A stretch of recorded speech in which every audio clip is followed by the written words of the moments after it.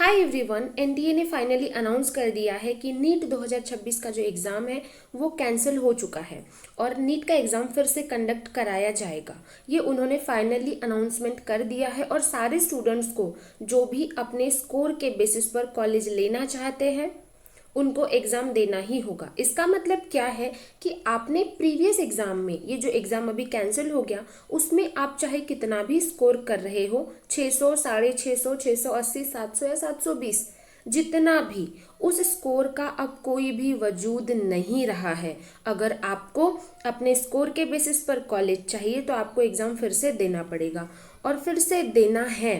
पर अब क्या कि इन लोग ने अनाउंसमेंट तो कर दिया कि एग्जाम होगा, लेकिन एग्जाम होगा कब, एक्सपेक्टेड डेट क्या है, और बच्चे उस डेट का भी वेट कर रहे हैं और अपना टाइम वेस्ट कर रहे हैं कि हम हमारी प्रिपरेशन को किस तरीके से करें। एंड ऑब्वियस सी बात है, नीट को फिर से कंडक्ट कराने वाली बात पैनिक लाएगी और लाई है बच्चों के अंदर।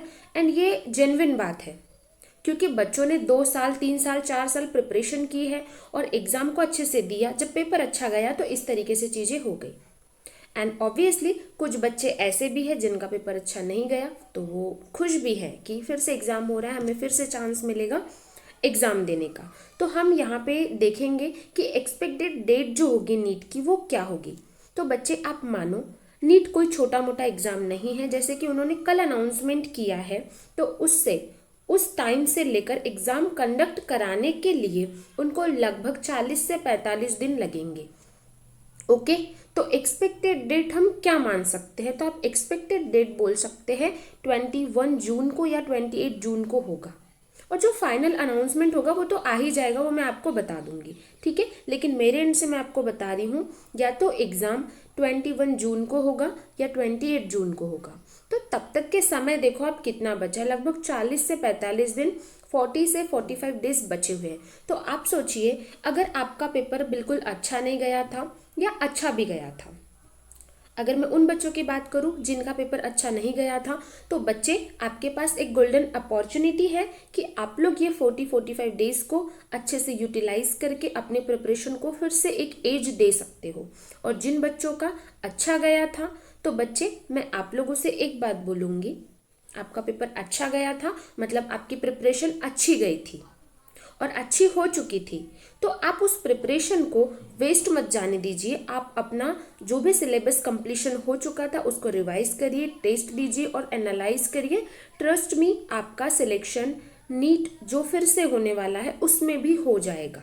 पेपर अगर टफ आया तो कट ऑफ लो जाएगी, पेपर आसान आया तो कट ऑफ हाई चले जाएगी। सो आप लोग वरीड मत होइए। लेकिन अगर आपने पढ़ाई नहीं किया और इस चीज़ में ही स्ट्रेस में समय गवा दिया कि यार फिर से होने वाला है, मेरा ऐसा हो जाएगा, मेरा वैसा हो जाएगा, तो आप मानिए आपका कुछ भी नहीं होने वाला है फिर।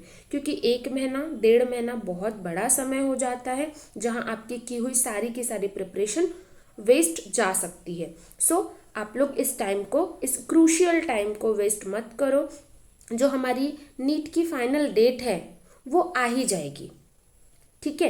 देखो एक चीज आप समझो, आप चाहे पढ़ो या ना पढ़ो, आप पढ़ो या ना पढ़ो, स्टार्टिंग के या टॉप 30,000 से लेके 40,000 रैंकर्स वाले जो बच्चे होंगे उनका सिलेक्शन डेफिनेटली होगा। एंड आप समझो, इतने तो बच्चे एग्जाम देंगे ही कि 40-50 हजार बच्चे निकालना आसान हो जाएगा। तो आप समझिए, आपके एग्जाम नहीं देने से उन बच्चों का कुछ कम ज़्यादा नहीं होगा जो एग्ज़ाम देने वाले हैं और सिलेक्शन लेने वाले हैं। तो आप लोगों को एग्ज़ाम देना है, सो अपनी प्रिपरेशन को वेस्ट नहीं करना है। प्रॉपरली रिवाइज करिए, टेस्ट दीजिए, एनालाइज करिए और चीज़ों को बस अब छोड़ दीजिए यूनिवर्स के ऊपर। जो होना था वो हो चुका है, इससे बुरा और क्या हो जाता है ना, इससे बुरा और क्या हो जाता। सो आप अपनी प्रिपरेशन को कहीं पर भी वेस्ट नहीं होने देना है। आप ये 40-45 दिन जो है इसको बहुत अच्छे से यूटिलाइज करो एंड वो टॉप 30,000 40,000 स्टूडेंट्स में आ जाओ, आपको कॉलेज डेफिनेटली मिल जाएगा। एक बात और, एग्ज़ाम की जो फाइनल डेट है बच्चे, वो आज नहीं तो कल अनाउंस हो ही जाएगी। लेकिन अगर आप डेट का वेट करते करते अगर अपना टाइम वेस्ट कर रहे हैं तो आप बहुत बड़ी गलती कर रहे हैं। आप समझिए इस बात को, आप बहुत बड़ी गलती कर रहे हैं अगर आप सिर्फ वेट कर रहे हैं कि हम डेट आने के बाद में पढ़ाई शुरू करेंगे, राइट। और एक चीज़ मैं आपसे बोलूँगी, बच्चे आप हिम्मत मत हारो, सब कुछ अच्छा होगा। आपने प्रिपरेशन किया था, आपको उसका रिजल्ट ज़रूर से मिलेगा, ठीक है। अब मैं आपसे एक चीज़ बोलूँगी, ये जो बचे हुए 40-45 दिन हैं उसमें आप किस तरीके से अपनी प्लानिंग रख सकते हो, उसकी एक परफेक्ट प्लानिंग मैं आपको नेक्स्ट वीडियो में दूँगी। और मेरे तरफ से जो मैं कर सकती हूँ वो मैं ये कि मैं नेक्स्ट 40 डेज़ में बायो को कंप्लीट कराऊंगी अपने एंड से। आप लोग देखना, आप लोगों को कंटेंट ज़रूर पसंद आएगा। मेरे पास में जब मैंने चैनल शुरू किया था, जब मैं न्यू थी इस चैनल पर, मेरे पास में समय नहीं था कि मैं नीट 2026 के बच्चों को पढ़ा सकूं, लेकिन अभी मेरे पास में एक समय है कि मैं आप लोगों के लिए बायो को कंप्लीट करवा सकती हूँ। और ज़्यादा समय नहीं लूँगी, एक एक चैप्टर जो होगा 1 से 1.5 घंटे में हम लोग कंप्लीट कर लेंगे, ठीक है। So stay tune for next video, जहाँ पे मैं सारी की सारी प्लानिंग्स शेयर करूँगी। अपना ध्यान रखो, स्ट्रेस नहीं लो, आप अपनी मेंटल स्टेट को ख़राब मत करो। जो होना था, जो यूनिवर्स में लिखा था वो हो चुका है ना। अब आप उसको बदल सकते हो ना कुछ कर सकते हो।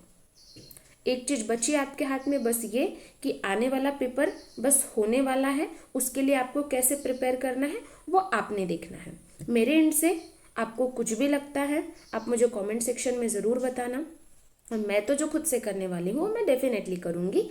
सो मिलते हैं नेक्स्ट वीडियो में, तब तक के लिए बाय बाय बच्चे।